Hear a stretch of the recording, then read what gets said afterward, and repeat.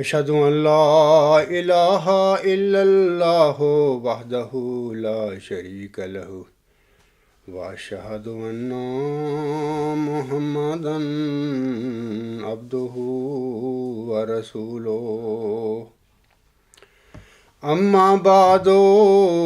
فأعوذ بالله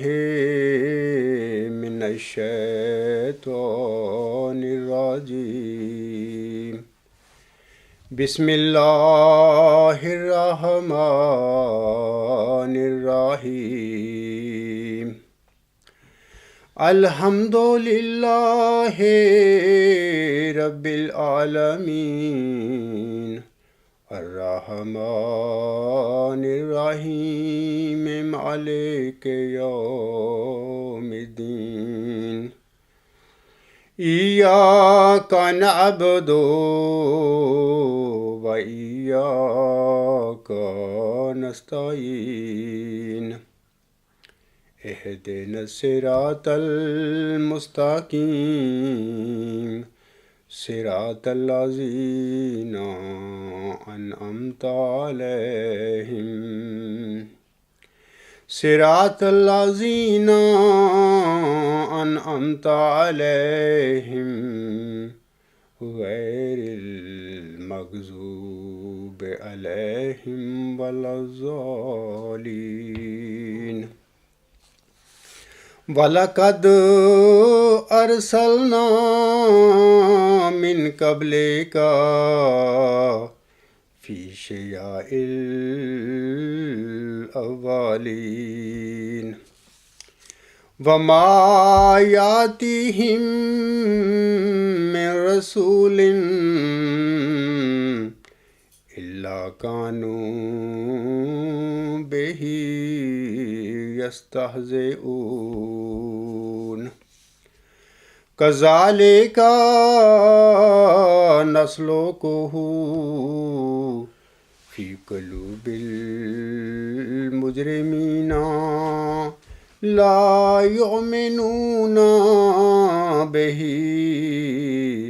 فقد خلت سنة الأولين وَلَوْ فَتَحْنَا عَلَيْهِمْ بَابٍ مِّنَ السَّمَاءِ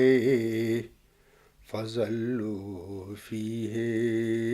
يَعْرُجُونَ لَقَالُوا إِنَّمَا سُكِّرَتْ أَبْصَارُنَا بَلْ نَحْنُ قوم مسحورون۔ سامعین کرام، یہ سورۃ الحجر کی آیات نمبر 11 تا 16 ہیں۔ ان آیات میں اللہ تعالیٰ فرماتا ہے، اور ہم تجھ سے پہلے اگلی امتوں میں رسول بھیج چکے ہیں، اور کوئی رسول بھی ان کے پاس نہیں آتا رہا مگر وہ اس سے تمسخر کیا کرتے تھے۔ اسی طرح ہم مجرموں کے دلوں میں بے باکی اور استہزاء کو داخل کر دیتے ہیں۔ وہ اس رسول پر ایمان نہیں لاتے، حالانکہ اس سے پہلے لوگوں کا طریق اور سنت گزر چکی ہے، اور اگر ہم ان پر رسول کی شناخت کی کوئی آسمانی راہ کھول بھی دیتے اور وہ اس سے فائدہ اٹھا کر حقیقت کو سمجھنے بھی لگتے، تب بھی وہ یہی کہتے کہ ہماری آنکھوں پر پردہ ڈال دیا گیا ہے، بلکہ ہم لوگوں پر کوئی جادو کر دیا گیا ہے۔ ان آیات میں اللہ تعالیٰ فرماتا ہے کہ اس نے ہر قوم میں اپنا مرسل بھیجا ہے، جیسا کہ وہ سورۃ النحل کی آیت نمبر 37 میں فرماتا ہے، وَلَقَدْ بَعَثْنَا فِي كُلِّ أُمَّةٍ رَسُولًا أَنِ اعْبُدُوا اللَّهَ وَاجْتَنِبُوا الطَّاغُوتَ فَمِنْهُمْ مَنْ هَدَى اللَّهُ فَمِنْهُمْ مَنْ حَقَّتْ عَلَيْهِ الضَّلَالَةُ فَسِيرُوا فِي الْأَرْضِ فَانْظُرُوا كَيْفَ كَانَ عَاقِبَةُ الْمُكَذِّبِينَ۔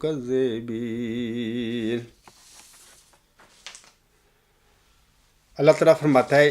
اس آیت میں کہ اور یقیناً ہم نے ہر امت میں ایک رسول بھیجا کہ اللہ کی عبادت کرو اور بتوں سے اجتناب کرو،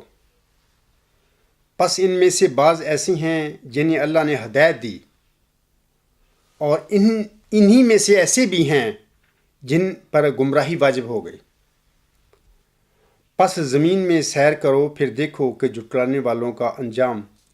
کیسا تھا۔ اسی طرح اسی ضمن میں وہ سورۃ یونس کی آیت نمبر 48 میں فرماتا ہے، یعنی اللہ تعالیٰ، وَلِكُلِّ أُمَّةٍ رَسُولٌ فَإِذَا جَاءَ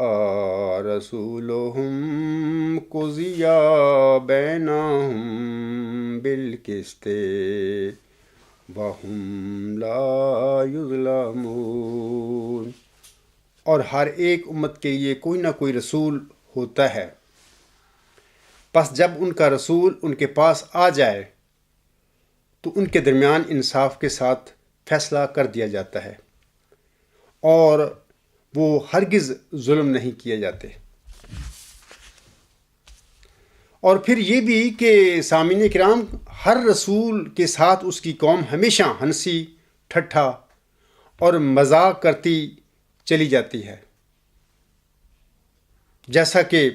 اسی مضمون کا ذکر اللہ تعالیٰ نے سورۃ یاسین کی آیت نمبر 31 میں اس طرح کیا ہے، یا حسرتاً علی العباد ما یاتیہم من رسول الا کانوا بہ یستہزئون۔ وائے حسرت بندوں پر، ان کے پاس کوئی رسول نہیں آتا مگر وہ اس سے ٹھٹھا کرنے لگتے ہیں۔ یہ جو اللہ تعالیٰ نے سامعین کرام فرمایا ہے کہ ہم اسی طرح مجرموں کے دلوں میں بے باکی داخل کر دیا کرتے ہیں، اس کا یہ مطلب ہرگز نہیں ہے کہ اللہ تعالیٰ جان بوجھ کر اور زبردستی کافروں اور منکروں کو رسولوں کے انکار کے لیے دلیر اور نڈر بنا دیتا ہے۔ یہ بات نہیں ہے، بلکہ ہوتا دراصل یہ ہے کہ جب کسی نبی کو گزرے ہوئے کافی زمانہ ہو جاتا ہے تو پھر بعد ازاں لوگوں کے دلوں میں سے ایمان، سچائی اور تقوی کا بھی آہستہ آہستہ خاتمہ ہو جاتا ہے۔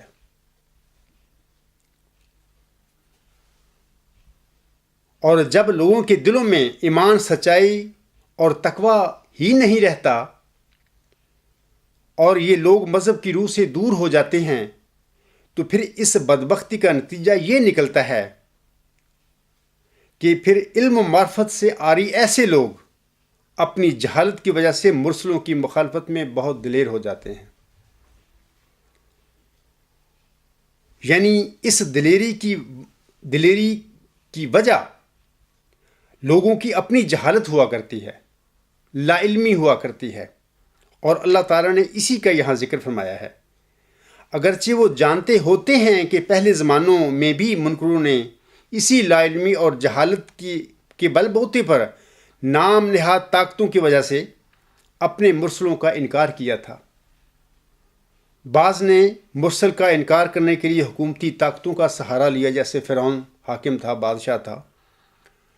اس نے اپنی حکومت کے زور پر موسیٰ علیہ السلام کی اور ان کے بھائی ہارون علیہ السلام کی مخالفت کی۔ اور اسی طرح بعض اللہ تعالیٰ کے رسولوں کا انکار کرنے کے لیے سامعین کرام اللہ تعالیٰ اور اس کے رسولوں کے نام پر ہی نام نہاد نظام بنا بیٹھتے ہیں، اور اخراج اور مقاطعہ یعنی کے ذریعے آنے والے مرسل کا بھی بائی کاٹ کر دیتے ہیں اور اس پر ہی یہ ہتھیار استعمال کرتے ہیں، اور جو ایسے کسی آنے والے سچے مرسل کی آواز پر لبیک کہہ دیتا ہے اور ایسے نیک اور سادہ لوگوں کو، متقی لوگوں کو بھی اس قسم کے نام نہاد خدائی نظاموں میں اخراج اور مقاطعہ کی سزائیں پھر دی جاتی ہیں۔ آیات نمبر 15 اور 16 میں سامعین کرام اللہ تعالیٰ فرماتا ہے، اور اگر ہم ان پر رسول کی شناخت کی کوئی آسمانی راہ کھول بھی دیتے اور وہ اس سے فائدہ اٹھا کر حقیقت کو سمجھنے بھی لگتے، تب بھی وہ یہی کہتے کہ ہماری آنکھوں پر پردہ ڈال دیا گیا ہے، بلکہ ہم لوگوں پر کوئی جادو کر دیا گیا ہے۔ سامعین کرام یاد رکھیں کہ میں نے بھی اپنے خطبات میں ایک آدھ دفعہ آپ لوگوں سے یہ کہا ہے کہ جو میں ہوں وہ آپ دیکھ نہیں رہے، اور جو آپ دیکھ رہے ہیں وہ میں نہیں ہوں، اور یہ بھی کہ اپنی قوم کے آگے ایسا میرا ہی حال نہیں ہے، بلکہ ہر مرسل کا اپنی قوم کے آگے یہی حال تھا۔ حضرت صلی اللہ علیہ وسلم کے بقول آپ صلی اللہ علیہ وسلم سے پہلے 1,24,000 یا 25,000 رسول دنیا میں آئے تھے، ان سب کا یہی حال تھا کہ قوموں نے ان کو دیکھا نہیں، یا وہ اپنی قوموں کے آگے اصل جو ان کا روحانی چہرہ تھا وہ نظر نہیں آیا ان کو۔ لوگ جو وجود دیکھ رہے ہوتے ہیں سامعین کرام، وہ وجود نہیں ہوتا، اور جو وہ ہوتا ہے اللہ تعالیٰ اسے لوگوں کی نظروں سے اوجھل کر دیتا ہے، پوشیدہ کر دیتا ہے۔ یہ بہت گہری عارفانہ باتیں ہیں اور عام لوگوں کو اس کی خبر نہیں ہوا کرتی۔ میرا مطلب ہے کہ اللہ تعالیٰ اپنے مرسل اور اس کی قوم کے درمیان ایک خفیف سا پردہ ڈال دیا کرتا ہے۔ یہ خفیف سا پردہ ہی ہوتا ہے جس کی وجہ سے غیر متقی اور غیر صالح لوگوں پر اپنے مرسل کا صدق اشکار نہیں ہوتا، اور ایسے لوگ اپنی دھن میں عقل مند بن کر اور ثواب کی خاطر اپنے مرسل کی شدید مخالفت اور اس کے متعلق شدید بد زبانی میں بڑھ بڑھ کر باتیں کرتے رہتے ہیں، جیسے 100 سال سے عالم اسلام کے جو کمزور مسلمان ہیں یا لا علم لوگ ہیں یا بدبخت مولوی ہیں، حضرت مرزا صاحب وسلم پر شدید نکتہ چینی اور گالیاں نکالتے رہتے ہیں، اور اپنے دلوں میں سمجھ رہے ہوتے ہیں کہ ہم بڑے ثواب کا کام کر رہے ہیں، ہمیں اسی بد زبانی کی بدولت ان کے زوم میں شاید ان کو جنت مل جانی ہے۔ اور ایسے ہی آج میرا بھی یہی حال ہے کہ میرے متعلق بھی جماعت احمدیہ قادیان میں اور لاہور میں بھی اور جن کو میرے دعوے کا علم ہے مسلمانوں کو، وہ میرے متعلق بھی بد زبانی اور نکتہ چینی کرتے رہتے ہیں اور اپنے زوم میں وہ ثواب کما رہے ہوتے ہیں۔ سامعین کو واضح رہے کہ لوگوں کا اپنا تقویٰ، اپنا ایمان اور اپنی سچائی اس پردے کے درمیان سے ہٹا سکتی ہے۔ یعنی یہ جو پردہ ہوتا ہے، اللہ تعالیٰ خفیف سا پردہ ڈال دیتا ہے مرسل اور اس کی قوم کے درمیان، اس پردے کو صرف لوگوں کا اپنا تقویٰ، اپنی سچائی اور اپنا ایمان آگے سے ہٹاتا ہے۔ جتنا کسی کا ایمان اور تقویٰ مضبوط اور محکم ہوگا، اسی تقویٰ کے مطابق لوگوں کے آگے سے ایسے پردے خود بخود ہٹا دیے جاتے ہیں یا ہٹ جاتے ہیں، اور ان کا نور نظر انہیں مرسل کی قبولیت سے محروم نہیں رہنے دیتا۔ لیکن غیر متقی اور غیر صالح لوگ اپنے تکبر اور اپنی اناؤں کے زوم میں بڑے عقل مند بن کر بھٹکتے پھرتے رہتے ہیں، اور اسی طرح ہنسی اور تمسخر میں ہی الہی رضا کو پانے کا یہ موقع، یعنی کسی مرسل کے کسی قوم میں آنے کے وقت جو ہوتا ہے، اس موقع کو وہ گنوا بیٹھتے ہیں۔ یہ نبیوں کے علم و معرفت کا سامعین کرام مضمون ہے، اور جو لوگ اس کوچہ سے آشنا ہیں انہیں خاکسار کی باتوں کی بخوبی سمجھ آ رہی ہوگی۔ حضرت امام مہدی و مسیح موعود علیہ السلام نے اس مضمون کو اپنی مقدس تحریروں میں جگہ بجگہ بیان فرمایا ہوا ہے۔ اسی سلسلہ میں حضور السلام اپنی جماعت کی رہنمائی فرماتے ہوئے رسالہ الوصیت روحانی خزائن جلد 20 صفحات 306 حاشیہ پر فرماتے ہیں، یعنی یہی مضمون ہے اصل میں جو میں بیان کر رہا ہوں نا، کہ اللہ تعالیٰ مرسل اور اس کی قوم کے درمیان ایک خفیف سا پردہ ڈال دیتا ہے۔ اسی سلسلے میں حضور صلی اللہ علیہ وسلم، یہ جو میں نے اب حوالہ پڑھوں گا، اس میں حضور صلی اللہ علیہ وسلم فرماتے ہیں،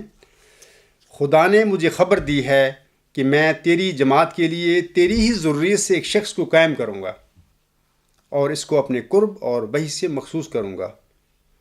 اور اس کے ذریعے سے حق ترقی کرے گا اور بہت سے لوگ سچائی کو قبول کر لیں گے۔ سو ان دنوں کے منتظر رہو، اور تمہیں یاد رہے کہ ہر ایک کی شناخت اس کے وقت میں ہوتی ہے، اور قبل از وقت ممکن ہے کہ وہ معمولی انسان دکھائی دے یا بعض دھوکہ دینے والے خیالات کی وجہ سے قابل اعتراض ٹھہرے، جیسا کہ قبل از وقت ایک کامل انسان بننے والا بھی پیٹ میں صرف ایک نطفہ یا علقہ ہوتا ہے۔ یہ وہی مضمون ہے جس کی میں نے ابھی باتیں کی ہیں کہ اللہ تعالیٰ مرسل اور اس کی قوم کے درمیان ایک خفیف سا پردہ ڈال دیتا ہے۔ جو وہ دیکھ رہے ہوتے ہیں وہ نہیں ہوتا، اور جو وہ ہوتا ہے لوگوں کو وہ نظر نہیں آتا۔ تو اللہ تعالیٰ سب کو سمجھ دے اور اس حقیقت کو پانے کی توفیق بخشے، اور مرسل کا جو اصل حقیقی چہرہ ہوتا ہے لوگوں کو اپنے تقوی کے بالغ ہوتے پر اسے دیکھنے کی طاقت نصیب ہو یا موقع مل جائے۔ اللہ تعالیٰ سامعین کرام مرسل اور اس کی قوم کے درمیان ایسا خفیف سا پردہ اس لیے رکھتا ہے تاکہ متقی اور ایماندار لوگ مرسل کو قبول کر کے اللہ تعالیٰ کے قرب حاصل کر سکیں اور مقبولین کی جماعت میں شامل ہو جائیں۔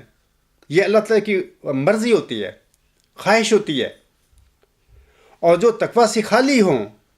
یعنی دنیا دار اور شکی مزاج لوگ جو ہوتے ہیں، وہ مرسل کی قبولیت سے محروم رہیں، کیونکہ ایسے لوگ تقوی سے خالی ہوتے ہیں۔ حضور اسلام بنی نوع انسان کی رہنمائی فرماتے ہوئے اپنی کتاب انوار الاسلام روحانی خزائن جلد 9 صفحات 20 تا 21 پر اسی ضمن میں فرماتے ہیں، یہ بھی ایک سنت اللہ ہے کہ وہ اپنی پیشگوئیوں اور نشانوں کو اس طور سے ظہور میں لاتا ہے کہ وہ ایک طائفہ کے لیے مفید ہوں، جو اس کے کاموں میں تدبر کرنے والے اور سوچنے والے اور اس کی حکمتوں اور مسالے کی تہ تک پہنچنے والے اور عقل مند اور پاکیزہ طبع اور لطیف الفہم اور زیرک اور متقی اور اپنی فطرت سے سعید اور شریف اور نجیب ہوں۔ اور اس طائفہ کو وہ یعنی اللہ تعالیٰ باہر رکھتا ہے جو سفلہ مزاج اور جلد باز اور سطحی خیالات والے اور حق شناسی سے عاجز اور سوء ظن کی طرف جلد جھکنے والے اور فطرتی شکاوت کا اپنے پر داغ رکھتے ہیں۔ وہ نافہموں کے دلوں پر رجس ڈال دیتا ہے، یعنی کچھ پردہ رکھ دیتا ہے۔ وہی بات حضور صلی اللہ علیہ وسلم فرما رہے ہیں جو ابھی میں نے کی ہیں باتیں۔ وہ نافہموں کے دلوں پر رجس ڈال دیتا ہے، یعنی کچھ پردہ رکھ دیتا ہے، تب ان کو نور ایک تاریکی دکھائی دیتا ہے، اور اپنی آرزوؤں کی پیروی کرتے ہیں اور ان کو چاہتے ہیں اور سوچنے کا مادہ نہیں رکھتے۔ اور خدا تعالیٰ کی اس فعل سے غرض یہ ہوتی ہے کہ خبیث کو طیب کے ساتھ شامل نہ ہونے دے، اور اپنے نشانوں پر ایسے پردے ڈال دے جو ناپاک طبع کو پاکوں کے ساتھ شامل ہونے سے روک دیں، اور پاک طبع لوگوں کا ایمان زیادہ کریں اور علم زیادہ کریں اور معرفت زیادہ کریں اور صدق و ثبات میں ترقی دیں، اور ان کی زیرکی اور حقائق شناسی دنیا پر ظاہر کریں، اور ان کو اس کسر شان اور بے عزتی سے محفوظ رکھیں جو اس حالت میں متصور ہے کہ جب ایک کج طبع اور سفلہ خیال اور نفس پرست اور نادان ان کی جماعت میں شامل ہو جائے اور ان کے ہم پہلو جگہ لے، اور چونکہ خدا تعالیٰ کا ارادہ ہوتا ہے جو اس کی جماعت کے آب زلال کے ساتھ کوئی پلید مادہ نہ مل جائے، اس لیے وہ ایسی خصوصیت کے ساتھ اپنے نشانوں کو ظاہر کرتا ہے کہ جس خصوصیت سے غبی اور ناپاک طبع لوگ حصہ نہیں لے سکتے، اور صرف اس رفیع الشان نشان کو رفیع الشان لوگ دریافت کرتے ہیں اور اپنے ایمان کو اس سے زیادہ کرتے ہیں، اور خدا تعالیٰ قادر تھا کہ کوئی ایسا نشان دکھاتا تاکہ تمام موٹی عقل کے آدمی اور پس فطرت انسان جو صدہا نفسانی زنجیروں میں مبتلا ہیں، بدیہی طور پر اپنی نفسانی خواہشوں کے مطابق اس کو مشاہدہ کر لیتے۔ مگر در حقیقت نہ کبھی ایسا ہوا اور نہ ہوگا، اور اگر کبھی ایسا ہوتا اور ہر ایک کج فطرت اپنی خواہشوں کے مطابق نشان دیکھ کر تسلی پا لیتے، تو گو خدا تعالیٰ تو ایسا نشان دکھلانے پر قادر تھا اور اس پر قدرت رکھتا تھا کہ تمام گردنیں اس نشان کی طرف جھک جائیں، اور ہر ایک نو فطرت اس کو دیکھ کر سجدہ کرے۔ مگر اس دنیا میں جو ایمان بالغیب پر اپنی بنا رکھتی ہے اور تمام مدار نجات پانے کا ایمان بالغیب پر ہے، وہ نشان حامی ایمان نہیں ہو سکتا، بلکہ ربانی وجود کا سارا پردہ کھول کر ایمانی انتظام کو باکلی برباد کر دیتا، اور کسی کو اس لائق نہ رکھتا کہ وہ خدا تعالیٰ پر ایمان لا کر ثواب پانے کا مستحق رہے، کیونکہ بدیہات کا ماننا ثواب کا موجب نہیں ہو سکتا۔ روحانی خزائن جلد 9 صفحہ 20 تا 21۔ یعنی یہ پیشگوئی جو مسلم موعود ہے یا موعود ذکی غلام مسیح الزمان سے متعلقہ یہ جو پیشگوئی ہے، اس کا بھی معاملہ یہی ہے۔ یہ بھی ایک جماعت احمدیہ کا بطور خاص اور مسلمانوں کے لیے یہ بالعموم ایک آزمائش رکھتی ہے پیشگوئی، اور جیسے کہ حضرت بانی جماعت صاحب نے ابھی میں نے ان کا ایک اقتباس پڑھ کر سنایا ہے، اسی کے مطابق یقیناً وہ لوگ کامیاب ہوں گے اس موعود ذکی غلام میں مسیح الزمان کو قبول کرنے کے لیے یا مسلم موعود کو ماننے میں، جن کے اندر تقویٰ بدرجہ اتم موجود ہے، جن کے اندر سچائی اور ایمان موجود ہے، وہ کبھی محروم نہیں رہیں گے، اللہ ان کو محروم نہیں رکھے گا۔ لیکن جو نام نہاد متقی ہوتے ہیں بنے پھرتے اور مذہب کا انہوں نے ٹھیکہ لیا ہوا ہوتا ہے، ایسے لوگ چونکہ تقویٰ سے خالی ہوتے ہیں، ان کے اندر ایمان اور سچائی بھی نہیں ہوتی، ایسے لوگ صرف پھر مرسلوں پر تنقید کرتے ہیں، بد زبانی کرتے ہیں۔ آج موعود ذکی غلام مسیح الزمان کے بارے میں ایسا ہی ہوگا، کیونکہ ایسا ہی پہلے بھی دنیا میں ہوتا رہا ہے۔ کل سامعین کرام عزیزم منصور احمد صاحب نے اپنی ای میل میں لوگوں کو جماعت احمدیہ اصلاح پسند UK کے جلسہ سالانہ کی اطلاع دی تھی۔ میں نے بھی ان کی میل پڑھی ہے۔ جلسہ سالانہ UK کی اس اطلاع کی ایک یہودی صفت قادیانی مولوی کو بڑی تکلیف پہنچی ہے۔ اس نے اس عاجز کو مجنون اور پاگل کہہ کر اپنے دل کی خوب بھڑاس نکالی ہے، اور ہمارے جلسہ سالانہ میں اور بھی کئی حاسدانہ اور واہیات قسم کے اس نے اعتراض کیے ہیں۔ مثلاً وہ بار بار ہمارے جلسہ سالانہ کو جلسی سلانی کہتا ہے۔ یہ مرسلوں کے مخالفین اور منکرین کا وہی متکبرانہ رویہ ہے جس کا اظہار ہر مرسل کے وقت میں اس کے مخالفین نے کیا تھا۔ حضرت مسیح عیسیٰ ابن مریم علیہ السلام کے مخالف یہودی بھی آپ اور آپ کے حواریوں کے متعلق اسی قسم کے بیانات دیتے رہے تھے۔ مکی دور میں ہمارے آقا حضرت محمد مصطفیٰ صلی اللہ علیہ وآلہ وسلم اور آپ کے اصحاب رضی اللہ تعالی عنہم کی شب و روز کی انتھک کوششوں کے نتیجہ میں عورتیں، بچے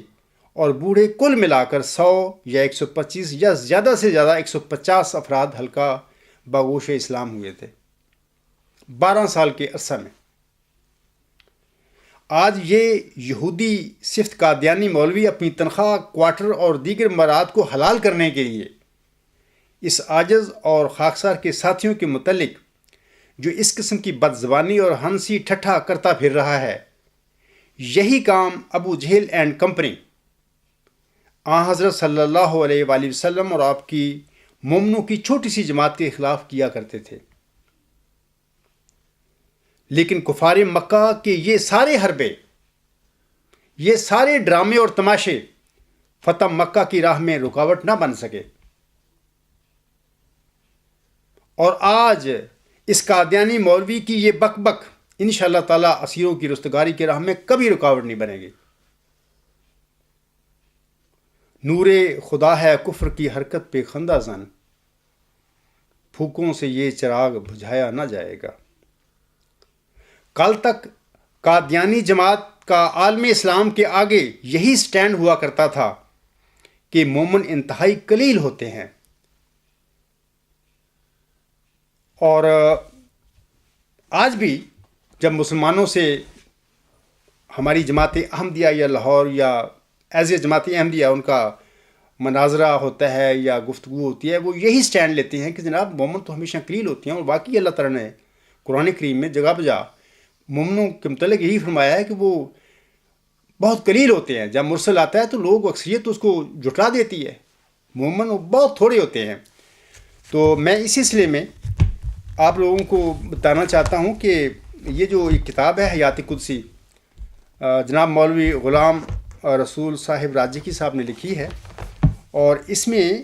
انہوں نے صفحات 90 سے 94 تک ایک مناظرہ مباحثہ کا ذکر کیا ہوا ہے۔ عنوان اس کا یہ ہے چک لوہٹ ضلع لدھیانہ میں مباحثہ، اور یہ چک لوہٹ وہی چک لوہٹ ہے جس کے ساتھ میرے ماں باپ کا تعلق ہے۔ اسی چک لوہٹ سے میرے ماں باپ اور ہماری ساری برادری مائیگریٹ ہو کر 1947 میں ادھر ویسٹ پنجاب میں آئی تھی۔ تو اس چک لوہٹ میں یہ ضلع لدھیانہ میں جو ایک چک ہے، وہاں پر جناب مولوی غلام رسول راجکی صاحب اس زمانے کے جماعت احمدیہ قادیان کے مبلغ تھے، اور مناظر بھی تھے بڑے زبردست، اور یہ ایک برگزیدہ انسان تھے، اللہ سے ان کا تعلق تھا، اور یہ اکثر جماعت احمدیہ کی طرف سے یہ جو اس قسم کے مناظرے ہوتے تھے ان میں حصہ لیتے تھے۔ یہاں پر بھی یہ غالباً خلیفۃ المسیح اول کے آخری زمانہ تھا، یا جناب خلیفہ ثانی صاحب کا ابتدائی دور کی یہ باتیں ہیں۔ ہمارے اس چک لوہٹ میں بھی جماعت احمدیہ قادیان کے یہ مبلغین تھے، یعنی جن کا لیڈر جناب غلام رسول راجکی صاحب سے تھے، انہوں نے ایک مباحثہ میں حصہ لیا تھا، یعنی ایک مناظرہ ہوا تھا۔ ہمارے گاؤں کا جو اس وقت نمبردار تھا محمد خان صاحب، اس نے مناظرہ کروایا تھا۔ تو جماعت احمدیہ کی طرف سے یہ جناب غلام رسول راجکی صاحب مناظر تھے، اور جو مخالفین تھے ان کی طرف سے جو ہے کوئی عبداللہ نامی ایک مولوی تھا، وہ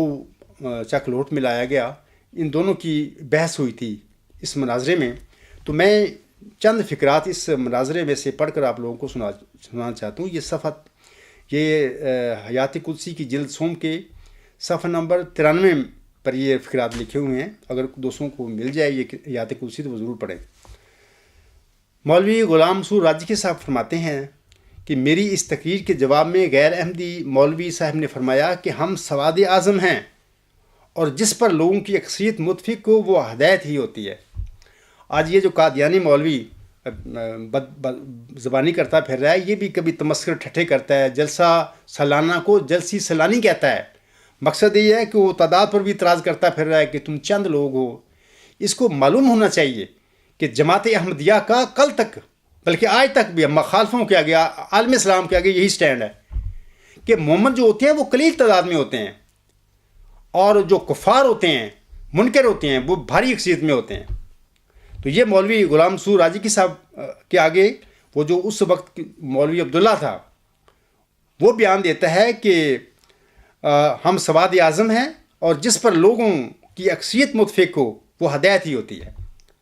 اس کے جواب میں مولوی صاحب فرماتے ہیں میں نے بتایا کہ قرآن کریم میں ما کانا اکثرہم یؤمنون، ما کانا اکثرہم مؤمنین قلیل ما یؤمنون کے فقرات وارد ہوئے ہیں، یعنی مومنین تھوڑے ہوتی ہیں اور کافر اور غیر مومنوں کی اکثریت ہوتی ہے۔ تو بات یہ ہے کہ آپ جو کچھ بھی کرتے ہیں یا کرنا چاہتے ہیں بے شک کریں، لیکن اپنا ایک معیار رکھیں، معیار بنائیں۔ اگر تو اکثریت ہی سچ اور حق کا معیار ہے تو پھر اس کی روشنی میں پہلے اپنا جائزہ لیں کہ تم کیا ہو۔ اگر یہ معیار بنا لے تو آپ عالم اسلام کے آگے جھوٹے ہو لوگ ہو، کوئی حیثیت نہیں آپ کی، اور پورا عالم اسلام عیسائیوں کے آگے جھوٹا ہے۔ حالانکہ حقیقت یہ ہے یا سچی بات یہ ہے کہ اکثریت تو معیار ہی نہیں ہوتا، نہ طاقت معیار ہوا کرتا ہے، طاقت بھی کوئی معیار نہیں، اصل میں معیار دلیل ہوتی ہے، سچائی ہوتی ہے، ثبوت ہوتا ہے۔ تو میں اس قادیانی مولوی کو بھی کہوں گا کہ دیکھو یہ تمہارے ہی بزرگوں کی یہ باتیں ہیں، یہ تمہاری جماعت کا ہی یہ سٹینڈ ہے، آج تم اسی جو سٹینڈ ہے اس کو جلاتے پھر رہے ہو، ہمیں تنقید کرنے کے لیے اسی سٹینڈ کو تم تنقید کا نشانہ بناتے پھر رہے ہو۔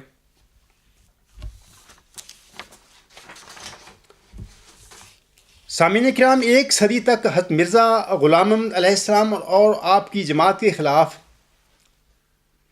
اس یہودی صفت قادیانی مولوی کا یہ رول جو تھا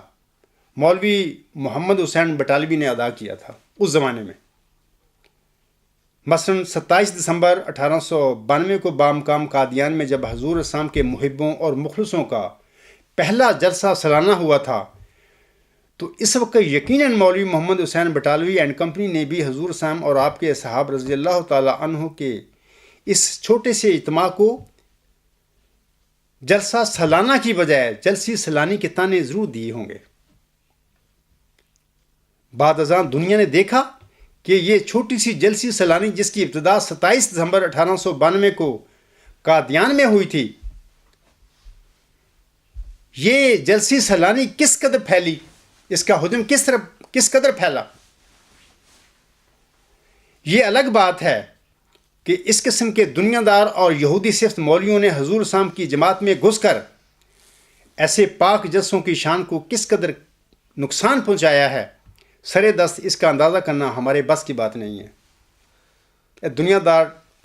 یہ روٹیوں والے مولوی جو ہیں جماعتی احمدیہ قادیان میں بھی گھس بیٹھے ہیں اور یہ بھی اس کو نقصان پہنچا رہے ہیں، اللہ تعالیٰ ان کو ہدایت دے۔ میں سب قادیانی مولویوں کی بات نہیں کر رہا، الحمدللہ بہت سارے ایسے وجود ہیں جماعتی احمدیہ قادیان میں بھی، لاہور میں بھی، بڑے نیک فطرت وہ لوگ ہیں، تقویٰ ہے ان میں، لیکن مجھے ان پر بھی دکھ ہے کہ آج تم کیوں گنگے ہو اور خاموش ہو گئے ہو؟ کیا اس نظام سے ڈرتے ہو؟ اس نام نہاد خلیفہ سے ڈرتے ہو؟ تمہیں چاہیے کہ اللہ سے ڈرو۔ اور یہ جو جھگڑا ہے جماعتی احمدیہ قادیان لاہور یا اس عاجز کے درمیان، اس کے فیصل کے لیے تمہیں میدان میں نکلنا چاہیے اگر تم میں تقویٰ ہے، اگر نہیں ہے تو پھر اللہ اللہ تے خیر صلاح، جہاں پر تم بیٹھے رہو۔ بہرحال ہم سب نے مرنا ہے، ایک دن خدا کے حضور جانا ہے، حاضری دینی ہے، وہاں پر ہم سب سے پوچھا جائے گا۔ اس عاجز کے متعلق بھی تم سب لوگوں سے سوال کیا جائے گا کہ اس شخص نے تمہیں کیا پیغام دیا تھا، کیا تم نے اس پیغام پر غور کیا تھا؟ بہرحال یہ باتیں ہیں، ان باتوں کا ضرور موت کے بعد ہر احمدی کو جواب دینا ہے اور مسلمانوں کو بھی جواب دینا ہے۔ سامعین کرام، ایسا ہونا اس لیے بھی لازمی ہوا کرتا ہے، جو اس وقت یہ جو قادیانی مولوی کی جس کی میں بات کر رہا ہوں، کہ ہر دور میں مرسلوں اور ان کے اصحاب کا نمونہ بھی ایک جیسا ہی ہوا کرتا ہے، اور ان کے بالمقابل منکرین کے جاہلانہ اور شیطانی رویے بھی ایک جیسے ہی ہوا کرتے ہیں، یعنی ملتے جلتے ہوتے ہیں۔ آج جو میرے خلاف ہو رہا ہے، یہ میرے خلاف جو کرنے والے لوگ ہیں وہ کون ہیں؟ وہ اصل میں ابو جہل اور فرعون کا ہی تسلسل ہے۔ ابو جہل اور فرعونی ذہنیت کے ہی یہ تسلسل کے لوگ ہیں جو ایسا کم کرتے پھر رہے ہیں۔ ایسے ہی خبیث مولویوں کے متعلق علامہ اقبال کہتا ہے، دین اللہ فی سبیل اللہ جہاد، دین ملا فی سبیل اللہ فساد۔ یہ فسادی لوگ ہیں۔ ایک محاورہ ہے سامعین کرام، می توان شد یہودی می توان شد مسیح۔ اس محاورے کے مطابق جب کسی قوم میں بعض لوگ یہودیانہ رنگ اختیار کر لیتے ہیں تو پھر ایسے یہودی صفت لوگوں کی اصلاح کے لیے اللہ تعالیٰ اسی قوم میں سے بعض افراد کو مسیحائی نفس بھی بنا دیا کرتا ہے۔ یہ پکی بات ہے، یہ محاورے ایسے نہیں بن جایا کرتے، یہ صدیوں ہزاروں سال کا لوگوں کے تجربات کا نتیجہ ہے۔ جب آن حضرت صلی اللہ علیہ وآلہ وسلم نے اپنی امت کو اپنے بعد مسیح عیسیٰ ابن مریم کے نزول کی بشارت دی ہے، اور اس میں کسی مسلمان کو اور کسی احمدی کو شک نہیں ہے، تو اس کا صاف مطلب یہ تھا کہ آپ کی امت میں یہودی صفت لوگ بھی پیدا ہوں گے۔ امت کے اس المیہ کا اظہار ایک شاعر کچھ اس طرح کرتا ہے. وہ کہتا ہے شور ہے ہو گئے دنیا سے مسلمان نابود، ہم یہ کہتے ہیں کہ تھے بھی کہیں مسلم موجود، وضع میں تم ہو نصارہ تو تمدن میں ہنود، یہ مسلمان ہیں جنہیں دیکھ کے شرمائیں یہود، یوں تو سید بھی ہو مرزا بھی ہو افغان بھی ہو، تم سبھی کچھ ہو بتاؤ تو مسلمان بھی ہو. اسی ضمن میں حضرت صلی اللہ علیہ وآلہ وسلم کی سامعین کرام ایک روایت اس طرح ہے. آپ صلی اللہ علیہ وسلم فرماتے ہیں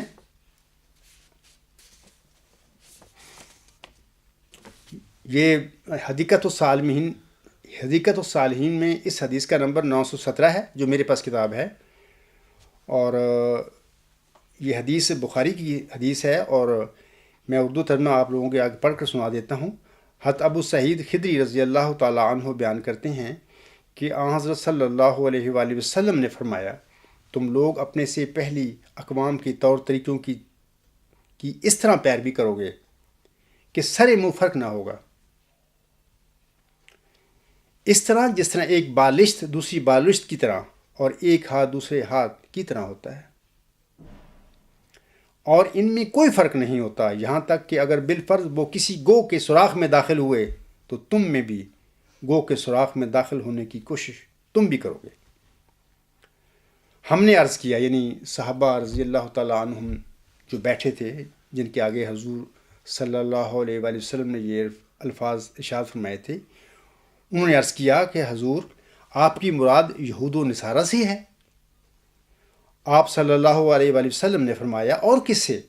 یعنی مسلمان یہود و نصارہ کی طرح بے غیرت اور اخلاقی اقدار سے دور ہو جائیں گے. ایسے ہی لوگوں کی اصلاح کے لیے پھر اللہ تعالیٰ نے امت محمدیہ میں بعض کو مسیحی نفس بھی بنانا تھا، اور اس کی خبر بھی حضرت صلی اللہ علیہ وآلہ وسلم نے اپنی امت کو دی ہوئی ہے. یعنی جب یہ بتا دیا کہ تم یہودیوں جیسے ہو جاؤ گے، حضرت صلی اللہ علیہ وآلہ وسلم نے اپنی امت کو، تو پھر ظاہر ہے کہ می توان شد یہودی می توان شد مسیح کے مطابق حضرت صلی اللہ علیہ وآلہ وسلم نے امت کو یہ بھی بشارت دے دی، یہ خبر دے دی کہ تم میں مسیح عیسیٰ ابن مریم بھی آئے گا. یہ حدیث جو ہے جو میں پڑھوں گا، کنز الاعمال 187/2، جامعہ الصغیر 104/2، یہ حدیقت الصالحین صفحہ 402 پر یہ حدیث میں نے پڑھی ہے اور نوٹ کی ہے. اب آج کل جو حدیقت الصالحین ہے اس کے ایڈیشن میں یہ اس حدیث کو حذف کر دیا گیا ہے. اس حدیث کے مطابق حضرت ابن عباس رضی اللہ تعالی عنہ بیان کرتے ہیں کہ حضرت صلی اللہ علیہ وآلہ وسلم نے فرمایا وہ امت ہرگز ہلاک نہیں ہو سکتی جس کے شروع میں میں اور آخر میں عیسیٰ ابن مریم اور درمیان میں مہدی ہوں گے. دیکھیں حضرت صلی اللہ علیہ وآلہ وسلم نے حضرت مسیح عیسیٰ ابن مریم کے نزول کی بھی خبر دے دی ہے،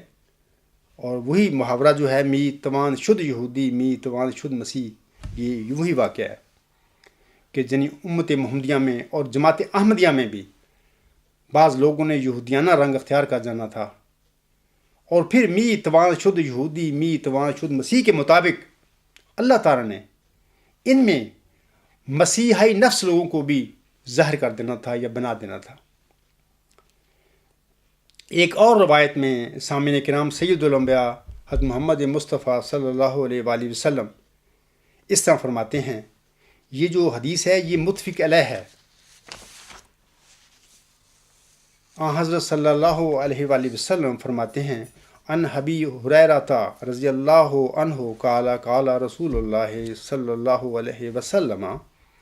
والذی نفسی بیدہ لا یوشکن ان ینزل فیکم ابن مریم حکما عدلا فیکسر الصلیب ویقتل الخنزیر ویضع الحرب ویقیز المال حتی لا یقبل احد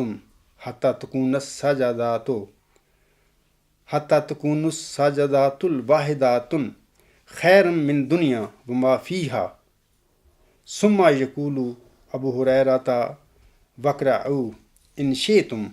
وان من اہل الکتاب الا لا یؤمنن بہ قبل موتہ ویوم القیامت یکون علیہم شہیدا۔ یہ دونوں جو حدیث کی کتابیں مشہور ہیں، بخاری اور مسلم دونوں میں یہ حدیث پائی جاتی ہے، لہٰذا یہ متفق علیہ ہے۔ اس حدیث میں آن حضرت صلی اللہ علیہ وآلہ وسلم فرماتے ہیں، یہ ابو ہریرہ رضی اللہ تعالیٰ عنہ سے مروی ہے،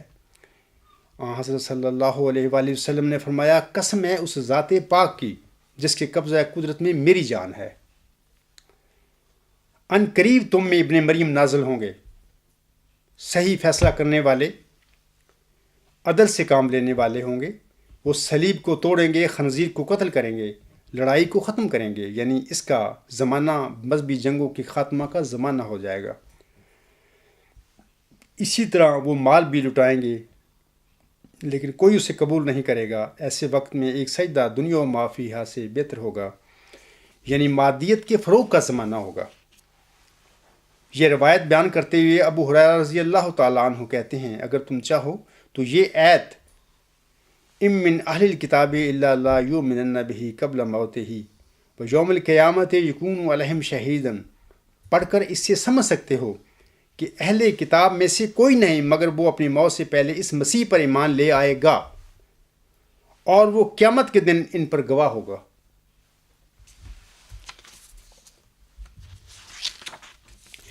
اب ہم دیکھتے ہیں کہ حضرت صلی اللہ علیہ وآلہ وسلم نے اپنی امت کے متعلق یہ بھی فرما دیا کہ تم میں بعض لوگ یہودی رنگ بھی اختیار کر جائیں گے، یہودی بن جائیں گے، اور پھر حضرت صلی اللہ علیہ وآلہ وسلم نے یہ بھی ہمیں بتا دیا یا امت کو بتا دیا کہ تم میں پھر مسیح عیسیٰ ابن مریم بھی نازل ہوں گے، اور وہ می اتمان شد یہودی می اتمان شد مسیح کا جو محاورہ ہے وہ پورا ہوگا۔ اچھا، اسی طرح یاد رکھیں کہ حضرت صلی اللہ علیہ وآلہ وسلم نے ہی ایک مسیح عیسیٰ ابن مریم کی امت کو خبر نہیں دی تھی، بلکہ یاد رکھیں کہ امت محمدیہ میں حضرت مرزا غلام احمد علیہ السلام کا پاک اور مقدس وجود ایسا تھا کہ اللہ تعالیٰ نے آپ علیہ السلام کو محمدی مریم کا لقب بخشا ہے۔ اس محمدی مریم یعنی حضرت امام مہدی و مسیح موعود علیہ السلام کو بھی موسوی مریم علیہ السلام کی طرح اللہ تعالیٰ نے ایک ذکی غلام، ایک مسیح عیسیٰ ابن مریم کی بشارت بخشی تھی۔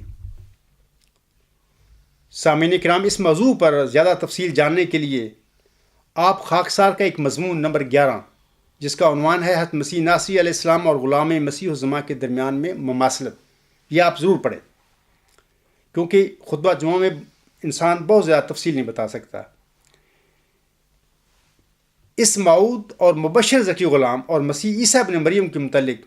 الہامی کلام جو اللہ تعالیٰ نے حضرت مرزا صاحب علیہ السلام یا محمدی مریم پر نازل فرمایا تھا، اگر آپ میری کتاب غلام مسیح الزماں آپ کے پاس ہے تو جہاں سے یہ کتاب شروع ہوتی ہے، غلام مسیح الزماں سے متعلق جو الہامی پیشگو کا تجزیہ شروع ہوتا ہے، وہاں پر آپ پڑھیں کہ بین ہی جس طرح حضرت مریم علیہ السلام پر حضرت مسیح عیسیٰ ابن مریم یا ذکی غلام کی ولادت سے پہلے الہامات نازل ہوئے تھے سورۃ مریم میں، اب دیکھیں ویسے ہی الہامات محمدی مریم حضرت مرزا غلام علیہ السلام پر بھی نازل ہوئے تھے، اور موسوی مریم کی طرح محمدی مریم حضرت مرزا غلام علیہ السلام کو بھی ایک ذکی غلام، ایک مسیح عیسیٰ ابن مریم کی بشارت دی گئی ہے ان کے الہامی کلام میں جو ان پر اللہ کی طرف سے نازل ہوا تھا۔ ان میں سے ایک تو پیشگوئی مسلم موعود جس کو کہا جاتا ہے جماعت احمدیہ میں، دراصل یہ جو پیشگوئی ہے ایک نشان رحمت کے متعلق ہے، اور یہ 20 فروری 1886 کی الہامی پیشگوئی کے طور پر جماعت احمدیہ میں یاد کی جاتی ہے، جیسے کہ اللہ تعالیٰ فرماتا ہے، میں تجھے ایک رحمت کا نشان دیتا ہوں اسی کے موافق جو تو نے مجھ سے مانگا۔ یہ ساری پیشگوئی اصل میں اسی نشان رحمت کے متعلق ہے، اور اسی نشان رحمت کو اللہ تعالیٰ نے پھر ذکی غلام کے طور پر فرمایا ہے کہ ایک ذکی غلام تجھے ملے گا، اور ساری اس کی پھر آگے جا کے اس کی خصوصیات جو ہیں یا اس کے جو کام ہیں اللہ تعالیٰ نے اس کو سر انجام دینے کی توفیق بخشنی ہے، اس سب کا ذکر ہے۔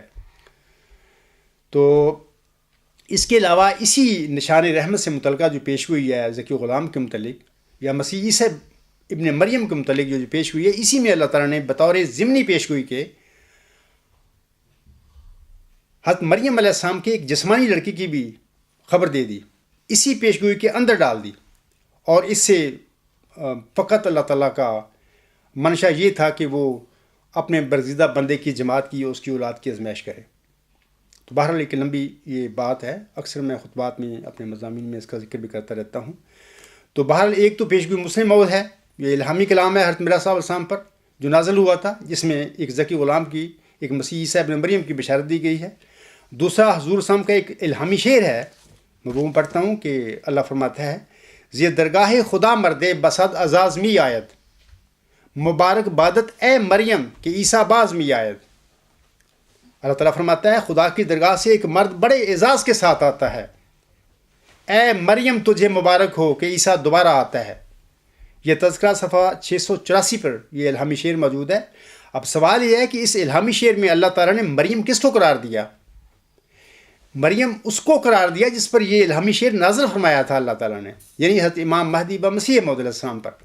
اسے مریم قرار دیا ہے اور اسے خبر دی ہے، بشارت دی ہے کہ اے مریم عیسیٰ دوبارہ آتا ہے۔ اب ظاہر ہے کہ وہ جو مریم علیہ السلام تھی، یہ جو عیسیٰ جس کی خبر دی جا رہی ہے وہ خود تو نہیں تھیں، بلکہ اس کو ایک مسیح عیسیٰ ابن مریم کی خبر دی جا رہی تھی۔ بعض احمدی ایسے ہوں گے کہ جن کو جب میرے خطبات یا میرے مضامین پڑھنے کا موقع ملا ہوگا تو وہ سمجھتے ہوں گے کہ یہ باتیں میرے حوالے سے، وہ سمجھتے ہوں گے یہ باتیں نئی نئی باتیں بتاتا ہے، حالانکہ یہ باتیں اصل میں بات یہ ہے کہ اب تمہارے لیے نئی ہیں۔ اس کی وجہ یہ ہے کہ 1914 سے لے کر آج تک جماعت احمدیہ کو یک طرفہ ٹیچ کیا گیا ہے، پڑھایا گیا ہے۔ حضرت مرزا غلام صاحب کی پوری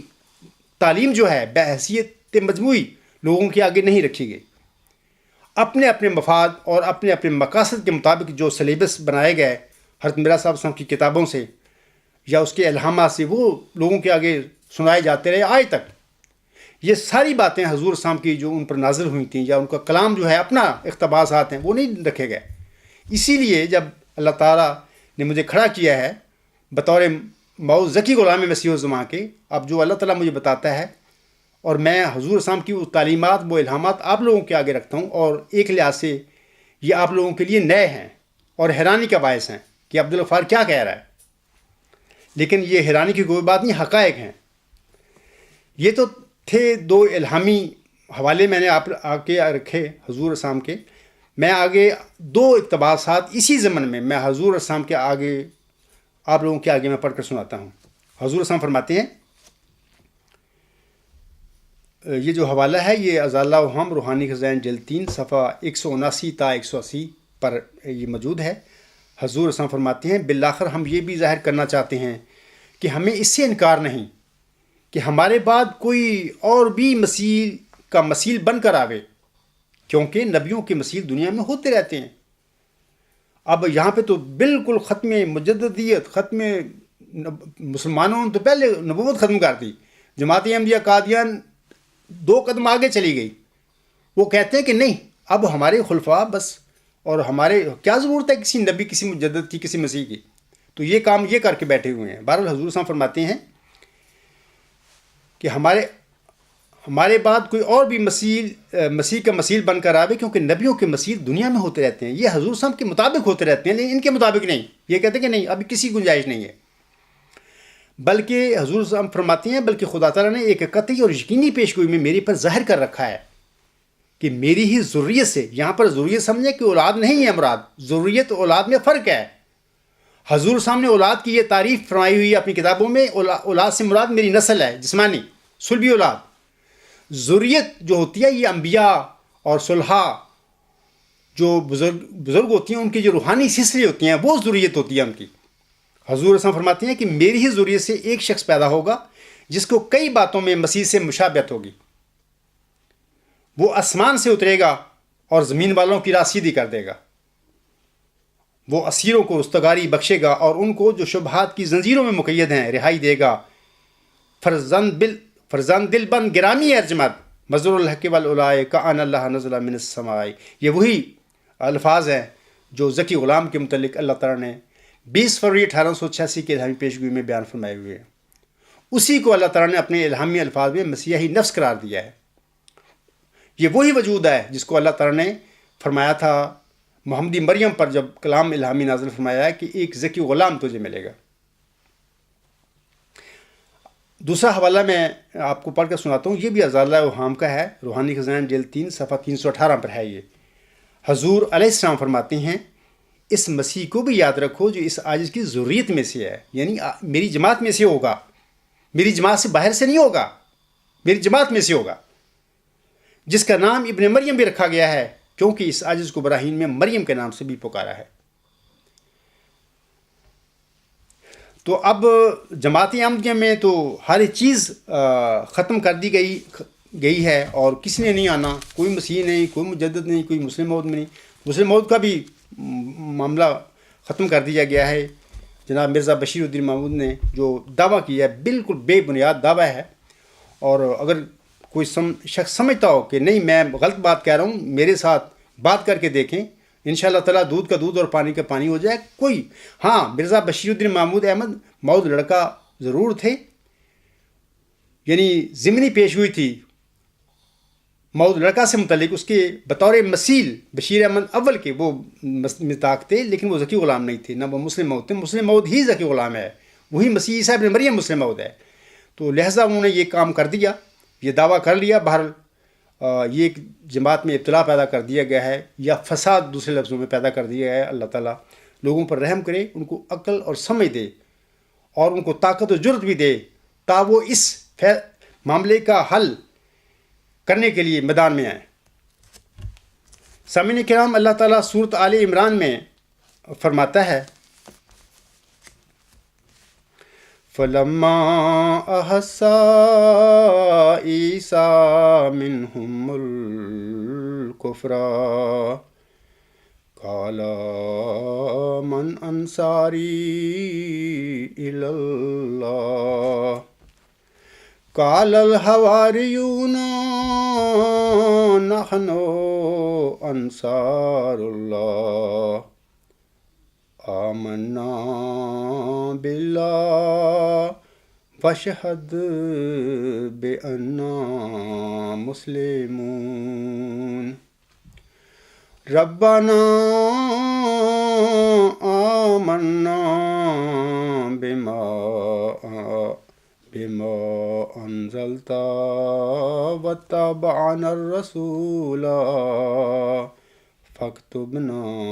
مع الشاہدین ومکروا اللہ واللہ خیر الماکرین۔ ان آیات میں اللہ تعالیٰ فرماتا ہے پھر جب عیسیٰ نے ان کی طرف سے انکار دیکھا، یعنی اپنی قوم کی طرف سے، بنی یہودیوں کی طرف سے، بنی اسرائیل کی طرف سے انکار دیکھا، تو کہا کہ اللہ کے لیے کون میرے مددگار بنتے ہیں؟ حواریوں نے کہا کہ ہم اللہ کے دین کے مددگار ہیں، ہم اللہ پر ایمان رکھتے ہیں اور تو گواہ رہے کہ ہم فرما بردار ہیں۔ اے ہمارے رب، جو کچھ تو نے اتارا ہے اس پر ہم ایمان لے آئے ہیں اور ہم اس رسول کے متبع ہو گئے ہیں، اس لیے تو ہمیں گواہوں میں لکھ لے۔ اور انہوں نے یعنی مسیح کے دشمنوں نے، بنی اسرائیل جو یہودی تھے، انہوں نے بھی تدبیریں کیں اور اللہ نے بھی تدبیریں کی، اور اللہ سب تدبیریں کرنے والوں سے بہتر تدبیریں کرنے والا ہے۔ سامعین کرام، آج میری بھی یہی حال ہے کہ جماعت احمدیہ قادیان کی بھی ایک مکر ہے میرے ساتھ۔ 21 سال سے میرا دعویٰ جو غلام مسیح زمان کا ہے، خلفاء کے آگے، ان کے علماء کے آگے پڑا ہوا ہے۔ یہ دنیا جہان کے لوگوں کے ساتھ باتیں کرتے ہیں، مناظرے کرتے ہیں، بات چیت کرتے ہیں، بلکہ منتیں کرتے ہیں، کھانے کھلاتے ہیں، بلاتے ہیں، دعوتیں دیتے ہیں، بلکہ حتیٰ کہ میں تو سب انسانوں کو ایک جیسا سمجھتا ہوں۔ میرے نزدیک تو ہر جو متقی انسان ہے وہ اللہ کو پیارا ہوتا ہے۔ یہ جو قومیں ہیں، یہ جو پیشے ہیں، سب لوگوں نے بنائے ہوئے ہیں۔ میں ان لوگوں کے حوالے سے تمہیں کہنا چاہتا ہوں کہ یہ چوڑوں سے بھی باتیں کرتے ہیں، جا کے تبلیغ کرتے ہیں، لیکن ایک عبدالغفار اور اس کی جماعت کے ساتھ ان کے لیے حرام ہے کہ یہ بات کریں۔ اب سوال یہ ہے کہ کیوں بات نہیں کرتے؟ یہ ان کا ایک مکر ہے، یہ ویسا ہی مکر ہے جیسا یہودیوں نے حضرت مسیح عیسیٰ ابن مریم علیہ السلام کے ساتھ مکر کیا تھا۔ وہ بھی مکر کیا کرتے تھے.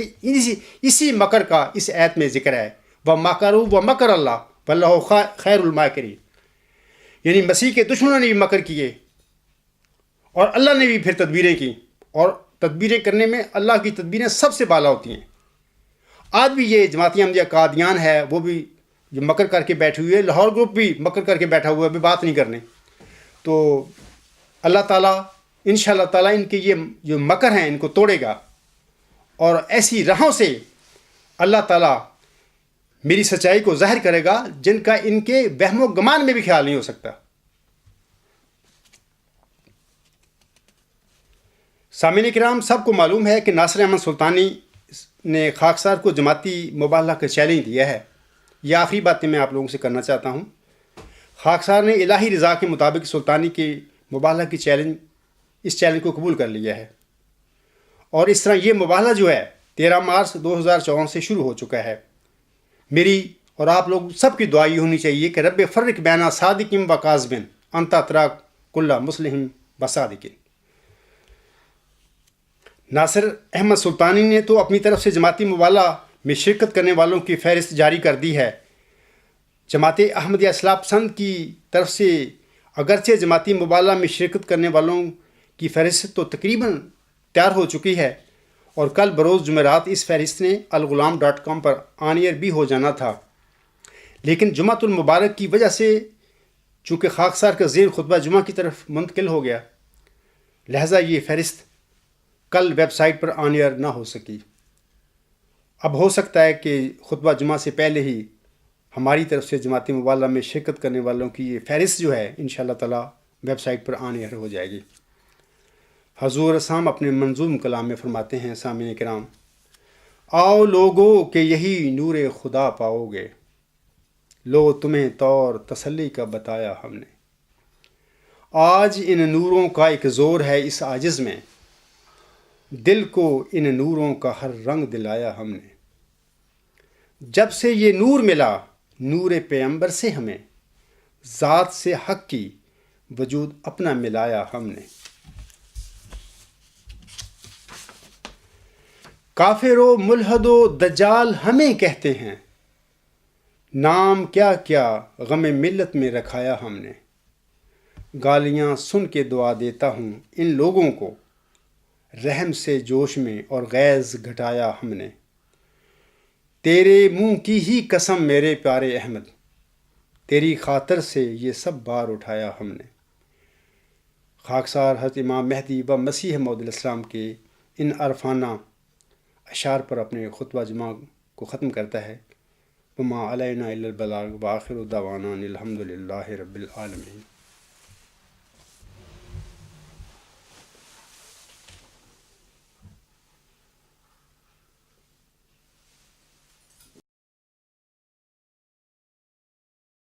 الحمد للہ نحمدہ ونستعینہ ونستغفرہ ونؤمن بہ ونتوکل علیہ ونعوذ باللہ من شرور انفسنا ومن سیئات اعمالنا.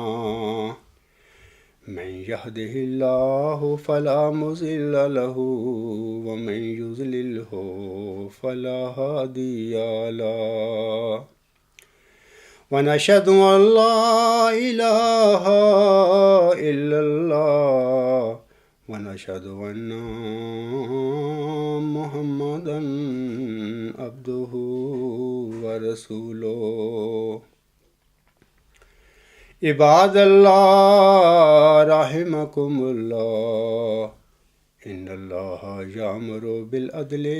والاحسان وایتاء ذی القربى وینہی عن الفحشاء والمنکر والبغی یعظکم لعلکم تذکرون. اذکروا اللہ یذکرکم وادعوہ یستجب لکم ولذکر اللہ اکبر.